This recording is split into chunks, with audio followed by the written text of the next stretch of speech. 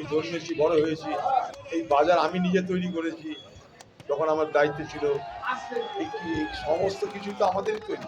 এই যে মার্কেট দেখছেন দোতলা তিনতলা হয়েছে, এগুলো ঝুপড়ি ঘর ছিল আগে, এগুলোকে ভেঙে আমরা দোতলা তিনতলা করি। তখন মানুষের কাছে আমরা সামান্য পয়সা নিয়ে করেছিলাম, 20,000 25,000 টাকা নিয়ে করেছিলাম। এখন এগুলো 20,25,00,000 টাকা করে দাম। এখন শুরু করেছি তো আমরা করেছি। আর যখন মিউনিসিপালিটি আমি তো পরিচালনা করতাম, এটা আমাদের চেনা জানা জায়গা, তাই পাশেই ফ্লাইওভার রেলের, এটাও আমি করে দিয়েছি যখন রেলমন্ত্রী ছিলাম। আর কি বাচ্চু ভোট দিতে যায়নি, ভোটে দাঁড়িয়েছি। প্রধান যে কোনো প্রার্থী যে ভোটে দাঁড়ায় তার প্রধান এবং প্রথম কাজ হলো মানুষকে অ্যাপিল করা, বলা যে আমি দাঁড়িয়েছি, সমর্থন করলে করবে। এটা আপনাদের ছেড়ে দেওয়ার সমর্থন, এটা কিন্তু দেখা তো করতেই হবে।